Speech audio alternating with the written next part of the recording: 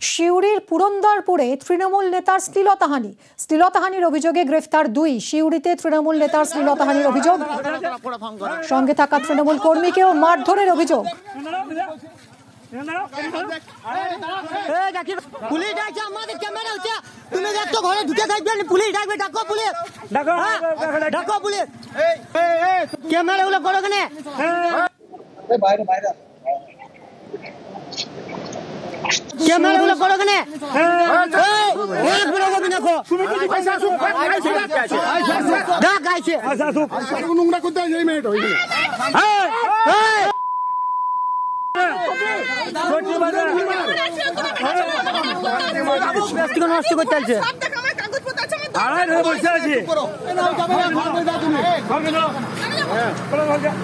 শিউরির পুরন্দরপুরের ঘটনা, তৃণমূল নেতা শ্লীলতাহানির অভিযোগ। কথা বলবো সুপ্রতিমের সঙ্গে। সুপ্রতিম, ঠিক কি ঘটেছিল, কি অভিযোগ করছেন এই তৃণমূল নেত্রী?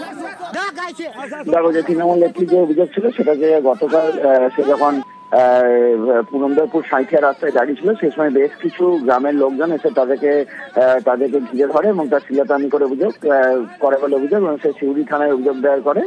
আর এরপরেই কিন্তু শিউরি থানার পুলিশ 2 জনকে গ্রেপ্তার করেছে যারা তৃণমূল কর্মী বলে পরিচিত, এবং তাদের জানা গেছে যে একজনের নাম হচ্ছে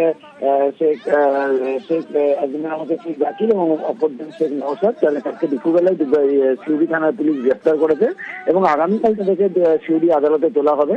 এবং আজকে ওই যে তৃণমূল যে নেত্রী তার আজকে শিউরি আদালতে গোপন জবানবন্দিও নেওয়া হলো। ধন্যবাদ সুপ্রতিম। ফোন করো। 10 মিনিট হয় নাই, আমার 2 ঘন্টা দিকে আছে।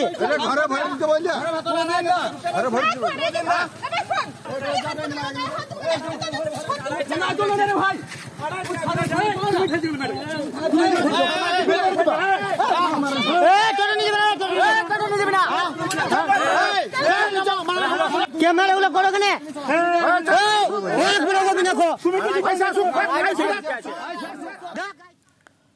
জলপাইগুড়ি মেডিকেল কলেজে নাইট শেল্টার তৈরি শিলান্যাস করলেন বিধায়ক। চিকিৎসক বিধায়ক প্রদীপ কুমার বর্মার উদ্যোগ, রোগীর পরিজনদের জন্য তৈরি হচ্ছে নাইট শেল্টার। কথা বলবো শান্তনুর সঙ্গে। শান্তনু, এই নাইট শেল্টার তৈরি হলে রোগীর পরিজনদের আর থাকার কোনো অসুবিধা হবে না, এরা রাতে হসপিটালেই থাকতে পারবেন। কতটা খুশি তারা, এবং আর কি জানা যাচ্ছে কতদিন লাগবে এই নাইট শেল্টার তৈরি হতে? 3 মাসের সময়সীমার মধ্যে এই নাইট শেল্টার যাতে তৈরি করা যায় সেই কথা আজকে আলোচনা হয়েছে এবং শিলান্যাসও হয়ে গেল।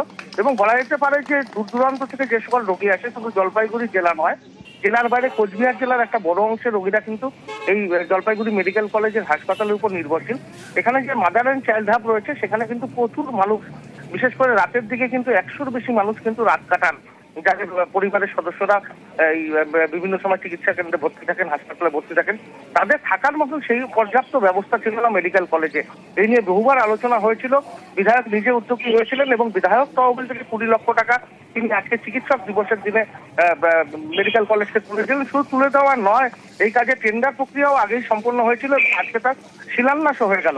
এবং যেটা বলা হচ্ছে যে 3 মাসের সময়সীমা, অর্থাৎ 90 দিনের মধ্যে যাতে কাজটা হয়ে যায়, তার জন্য কিন্তু যে সংস্থা কাজ করবে তাকে সেইভাবেই নির্দেশ দেওয়া হয়েছে। অর্থাৎ এই পুজোর ঠিক পরপরই কিন্তু এই নাইট শেল্টার চালু হয়ে যাবে, তার মাধ্যমে একটি চিন্তা ভাবনা শুরু হয়েছে এবং সেই অনুপাতে কাজও কিন্তু শুরু হয়ে যাচ্ছে। এবং যেটা মনে করা হচ্ছে মুরব্বী যাত্রীরা যথেষ্ট খুশি, কারণ তাদেরকে আর রাতে খোলা আকাশের নিচে থাকতে হবে না, শীতের রাত বা বর্ষার রাতে তাদের ভিজতে হবে না, তারা একটা নির্দিষ্ট জায়গা পাবেন। শুধু রাতে শেল্টার নেওয়াই না, তাদেরকে শৌচালয়ের ব্যবস্থা থাকছে তার একই সঙ্গে, কারণ এটা একটা বড় সমস্যা হয় রোগীর পরিবারগুলো। এই সমস্যা থেকে বলা যেতে পারে এক কথায় মুক্তি পেলেন সকলে। ধন্যবাদ শান্তনু। মাননীয় মুখ্যমন্ত্রী মমতা বন্দ্যোপাধ্যায়ের অনুপ্রেরণায় আমার বিধায়ক তহবিল থেকে শৌচালয় যুক্ত বিশ্রামাগারের আজকে ভিত্তিপ্রস্তর স্থাপন করা। এরপরে মনে হয় আর কাউকে গাছের তলায় কিংবা অন্য কোনো জায়গাতেই রাত্রি কাটাতে হবে না। আমরা তো এই খোলা আকাশে থাকি, এবার নিচে কালকে যেমন আমি ছিলাম এইভাবে ছিলাম মশারি টাঙে, এখানেই সুবিধা সেট করে দিলে তো সুবিধা হবে। এখানে ঝড় বৃষ্টির মধ্যে লোক ভালো করে ঘুমাতে পারে না, ভালো করে থাকতে পারে না, আর উপরে পেশেন্টের চাপ আছে। আর এখানে যদি শেড থাকে তাহলে শেডের মধ্যে ঘুমাবে, হ্যাঁ এটা ভালো। নিউজ 18 প্রাইমে এবার হাইকোর্টের বেশ কয়েকটি গুরুত্বপূর্ণ খবর জানাই। হাইকোর্টে প্রশ্নের মুখে এসএসসি, নয়া পরীক্ষা বিধি নিয়ে প্রশ্নের মুখে পড়ল এসএসসি। পুরনো বিধির বদল কেন, প্রশ্ন আদালতে। এসএসসির নতুন বিজ্ঞপ্তি নিয়েও প্রশ্ন হাইকোর্টের। নিয়োগে অযোগ্যদের বাদের উল্লেখ নেই কেন, বিজ্ঞপ্তি নিয়ে প্রশ্ন বিচারপতি সৌগত ভট্টাচার্যের। কেন নিয়োগ ঘিরে জটিলতা, প্রশ্ন বিচারপতির। নয়া বিজ্ঞপ্তি নিয়ে এসএসসির জবাব তলব কোর্টের। 7ই জুলাইয়ের মধ্যে জবাব তলব করা হয়েছে। 7ই জুলাইয়ের মধ্যে রাজ্যের জবাবও তলব হাইকোর্টে।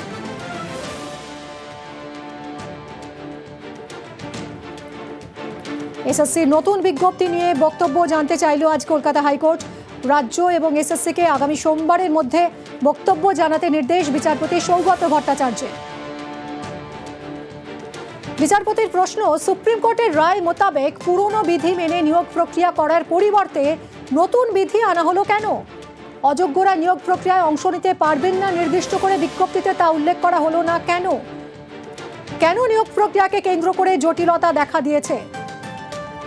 হাইকোর্টে প্রশ্নের মুখে পড়তে হয়েছে এসএসসিকে।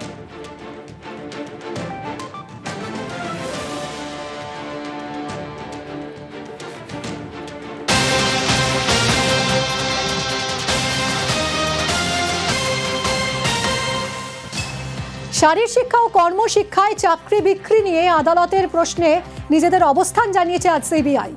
এসএসসি এবং প্রাথমিকের তদন্তে নথি পায় সিবিআই। কর্মশিক্ষা ও শারীর শিক্ষা সংক্রান্ত নথি পায় সিবিআই।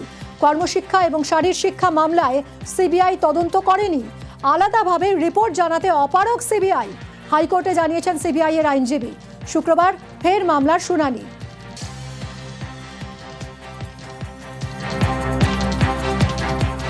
সিবিআই এসএসসি এবং প্রাথমিক পরীক্ষার দুর্নীতি খুঁজতে তদন্ত করছে। তদন্ত এখনো চলছে। সিবিআই অনেক নথি এবং উপকরণ পেয়েছে। কর্মশিক্ষা বা শারীর শিক্ষা সম্পর্কিত কিছু আনুষঙ্গিক নথি পেয়েছে। সিবিআই হাইকোর্টের নির্দেশে মূল বিষয়গুলো তদন্ত করছে, কিন্তু কর্মশিক্ষা এবং শারীর শিক্ষা নিয়োগে সিবিআই তদন্ত করতে পারে না। আদালতের আদেশ না দেওয়া পর্যন্ত বা রাজ্য সরকার সম্মতি না দেওয়া পর্যন্ত সিবিআই এর স্বাধীনভাবে তদন্ত করার কোনো অনুমোদন নেই। হাইকোর্টে এরকমই জানিয়েছেন সিবিআই এর আইনজীবী।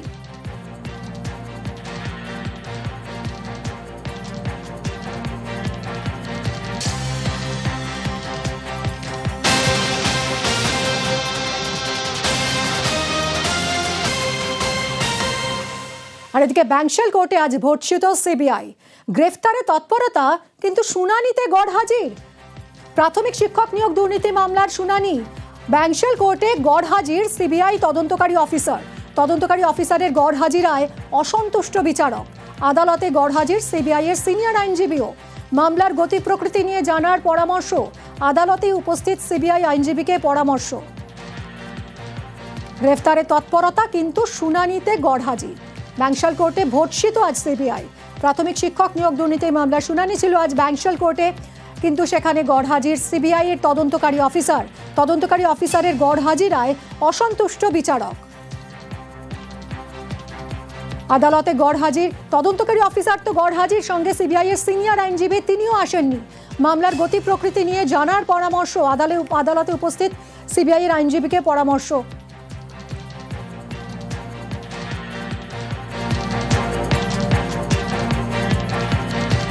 বিচারক আজ সিবিআইকে বলেছেন, অভিযুক্তকে গ্রেফতারের সময় আপনাদের তৎপরতা থাকে, বিচার প্রক্রিয়া শুরুর মুখে আপনাদের ব্যস্ততা বেড়ে যায়। আদালতে শুনানির দিন উপস্থিত হওয়ার সময় পাওয়া যায় না। ভর্ৎসিত আজ সিবিআই। ব্যাংশাল কোর্টে ভর্ৎসনা সিবিআই এর আইনজীবীকে।